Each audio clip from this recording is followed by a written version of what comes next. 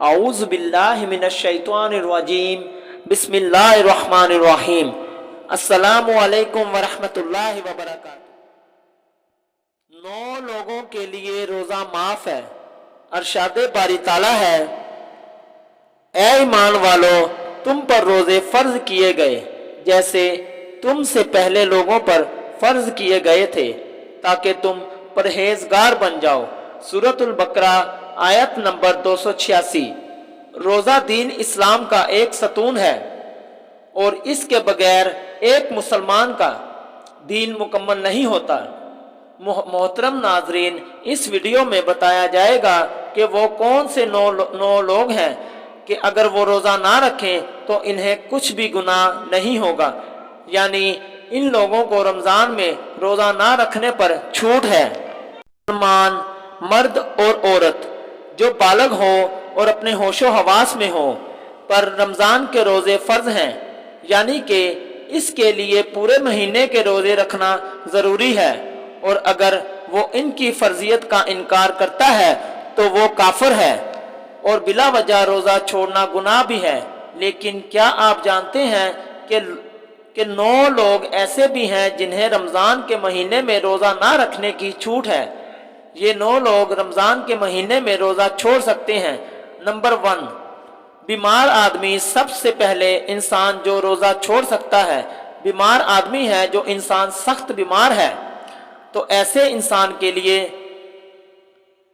روزہ نہ رکھنے کی چھوٹ ہے۔ اگر ایسا بیمار آدمی روزہ نہیں رکھ سکتا تو اس پر کچھ گناہ نہیں۔ اب یہ بھی جان لیجئے کہ ایسی کون سی بیماری ہے کہ جس میں روزہ نہ رکھنے کی چھوٹ ہے۔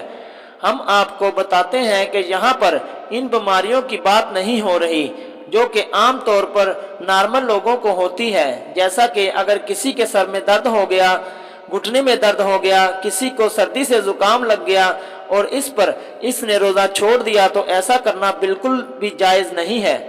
ایسے لوگوں کو روزہ رکھنا ضروری ہے۔ یہاں پر بیماریوں سے مراد ایسی بیماری ہے جس میں انسان کی جان جانے کا خطرہ ہوتا ہے۔ اب یہ بھی جان لیجئے کہ وہ کون سی بیماری ہے کہ جس میں جان جانے کا خطرہ ہوتا ہے۔ تو اس بات کا ایسے پتہ چلتا ہے کہ اگر کوئی ماہر ڈاکٹر آپ کو یہ کہہ دے کہ اگر بھوکے پیاسے رہے تو روزہ رکھنے سے آپ کی جان جانے کا خطرہ ہو سکتا ہے، یا پھر ڈاکٹر آپ سے کہہ دے کہ اگر آپ نے روزہ رکھا تو آپ کی بیماری ٹھیک نہیں ہوگی یا آپ کی بیماری اور بڑھ جائے گی، تو ایسی صورت میں رمضان کے مہینے میں روزہ چھوڑنا جائز ہے، لیکن چھوٹی موٹی بیماریوں میں روزہ چھوڑنا جائز نہیں ہے۔ اب یہاں پر اگر کسی نے اپنی بیماری کی وجہ سے روزے چھوڑ دیے ہیں تو وہ یاد رکھیں کہ اسے ان روزوں کو بعد میں رکھنا پڑے گا، کہ جب اس کی بیماری ٹھیک ہو جائے گی تو اس کو اپنے چھوڑے ہوئے روزوں کی قضا کرنا پڑے گی۔ اگر کسی کی بیماری ایسی ہے کہ وہ کبھی ٹھیک ہی نہیں ہو پا رہی اور اس کا آخری وقت قریب آ گیا ہے تو ایسے میں وہ اپنے گھر والوں کو یہ وصیت کرے کہ میرے اتنے روزے چھوٹ گئے ہیں، اور وہ ان کا ہدیہ ادا کریں۔ اور پھر یہ ہے کہ ہر ایک روزے کے بدلے ایک مسکین کو دونوں ٹائم پیٹ بھر کر کھانا کھلائیں۔ نمبر 2، حاملہ یعنی پریگننٹ عورت، یعنی دوسرے نمبر پر حاملہ عورت ہے، یعنی جس کے پیٹ میں بچہ ہو۔ اگر ایسی عورت اور روزے رکھنے پر اس کو یا اس کے بچے کو جان کا خطرہ ہو تو ایسی عورت بھی رمضان کے مہینے میں روزے چھوڑ سکتی ہے، اس پر بھی کوئی گناہ نہیں ہوگا۔ ایسی عورت کے لیے بھی روزہ نہ رکھنا جائز ہے، لیکن یاد رہے کہ ایسی عورت بھی اپنے چھوڑے ہوئے روزوں کی بعد میں رکھے، یعنی کہ جب اس کی صحت ٹھیک ہو جائے تو اسے بھی اپنے چھوڑے ہوئے روزوں کی قضا کرنا ہوگی۔ اور اگر کوئی حاملہ عورت ہے اور اس کا ماہر ڈاکٹر اسے یہ کہہ دے کہ روزے رکھنے سے اس کی یا اس کے بچے کی جان جانے کا کوئی خطرہ نہیں ہے تو ایسی عورت کے لیے روزہ رکھنا ضروری ہوگا۔ نمبر 3، زیادہ بڑھاپا ہونا، یعنی تیسرا شخص وہ ہے جو اپنی عمر کے آخری پڑاؤ میں پہنچ جائے، یعنی کوئی شخص بہت زیادہ بوڑھا ہو گیا ہو۔ تو اگر کوئی ایسا شخص ہے جو اپنے بڑھاپے کی وجہ سے اپنی جگہ سے اٹھ بھی نہیں سکتا، بیٹھ بھی نہیں سکتا اور وہ اپنے بڑھاپے کی وجہ سے اتنا کمزور ہو گیا ہے کہ اس میں روزے رکھنے کی بالکل بھی طاقت نہیں ہے، تو ایسا شخص اگر رمضان کے مہینے میں روزے نہیں رکھے گا تو اس پر بھی کوئی گناہ نہیں ہوگا۔ تو ایسے بوڑھے شخص کے لیے بھی روزہ چھوڑنا جائز ہے، لیکن یاد رہے کہ ایسے شخص کے لیے ہدیہ ادا کرنا ضروری ہے۔ اور پھر اگر ایسے شخص میں بعد میں اتنی طاقت آ جائے اور وہ اپنے آپ کو تندرست محسوس کرے تو اس کو چاہیے کہ اپنے چھوڑے ہوئے روزے بعد میں رکھ لیں اور ان کے قضا کرے۔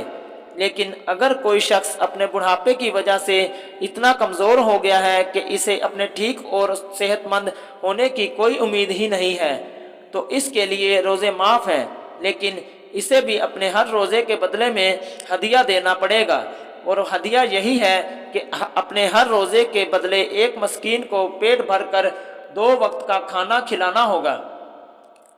نمبر 4، دودھ پلانے والی عورت۔ یہاں یہ بات بھی واضح کر دیں کہ پہلے زمانوں میں ایسی عورتیں ہوا کرتی تھیں جو لوگوں کے بچوں کو دودھ پلانے کا کام کیا کرتی تھی۔ وہ لوگوں کے بچوں کو اپنے ساتھ لے جایا کرتی تھی اور 2 یا 2.5 سال کے لیے اس بچے کو دودھ پلایا کرتی تھی اور انہیں دادیاں کہا جاتا تھا۔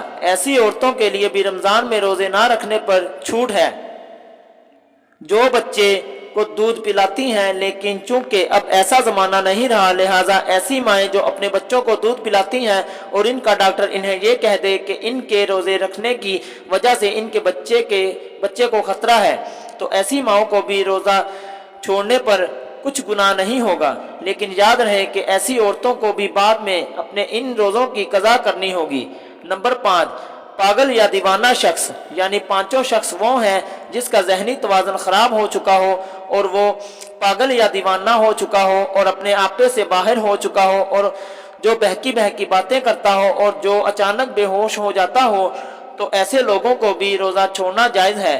یعنی کہ اگر ایسا شخص روزہ نہ رکھے تو اس پر بھی کوئی گناہ نہیں ہوگا، لیکن ایسے شخص کو بھی چاہیے کہ بعد میں جب وہ ٹھیک ہو جائے تو اپنے چھوڑے ہوئے روزوں کا قضا کر لے۔ نمبر 6، حیض و نفاس والی عورتیں۔ یعنی ایسی عورتیں جن کے ماہانہ پیریڈ چل رہے ہیں اور وہ حیض والی عورتیں ہیں، اور ایسی عورتوں جنہوں نے بچے کو جنم دیا ہو اور ابھی تک ان کا خون بند نہ ہوا ہو، تو ایسی عورتوں کو نفاس والی عورتیں کہتے ہیں۔ یہاں پر ایسی عورتوں کا بھی روزہ رکھنا جائز نہیں ہے۔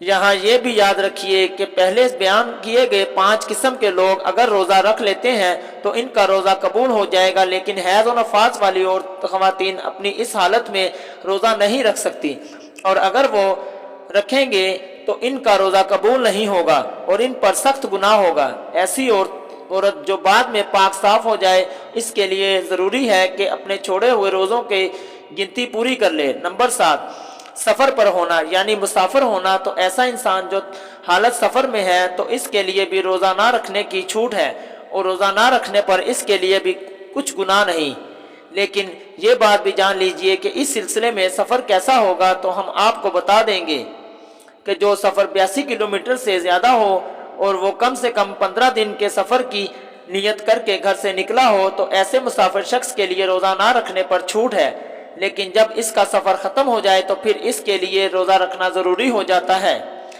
اب یہاں یہ بات بھی قابل ذکر ہے کہ اگر کوئی شخص سفر کی حالت میں ہے اور وہ یہ کہے کہ وہ روزہ ضرور رکھے گا کیونکہ اس کا سفر آرام دہ ہے، تو ایسا مسافر سفر کی حالت میں بھی روزہ رکھ سکتا ہے اور اس کا روزہ ہو جائے گا۔ بس اگر سفر آسان ہے تو روزہ رکھ سکتا ہے، لیکن اگر روزہ نہیں رکھے تو اس پر کچھ گناہ نہیں۔ نمبر 8، ایسا شخص جس کی جان جانے کا خطرہ ہو۔ یعنی اگر کوئی شخص تلوار لے کر کسی کے پاس آ جائے اور یہ کہنے لگے کہ اگر تم روزہ رکھو گے تو میں تمہاری گردن اڑا دوں گا، یعنی تمہیں مار دوں گا، تو ایسے اپنی جان کا خطرہ ہو تو ایسے شخص کے لیے بھی روزہ نہ رکھنے پر چھوٹ ہے، لیکن یاد رہے کہ ایسے شخص کے لیے جب وہ ایسی صورتحال سے باہر نکل جائے اور اس کی جان کو کوئی خطرہ نہ ہو تو بعد میں اس پر اپنے چھوڑے ہوئے روزوں کی قضا لازم ہو جائے گی اور اسے بعد میں اپنے چھوڑے ہوئے روزے رکھنا پڑیں گے۔ نمبر 9، نابالغ بچہ۔ یعنی جیسا کہ ہم سب جانتے ہیں کہ روزہ ہر بالغ انسان پر فرض ہے جو اپنے ہوش و حواس میں ہو، اور روزہ نابالغ بچے پر فرض نہیں ہے۔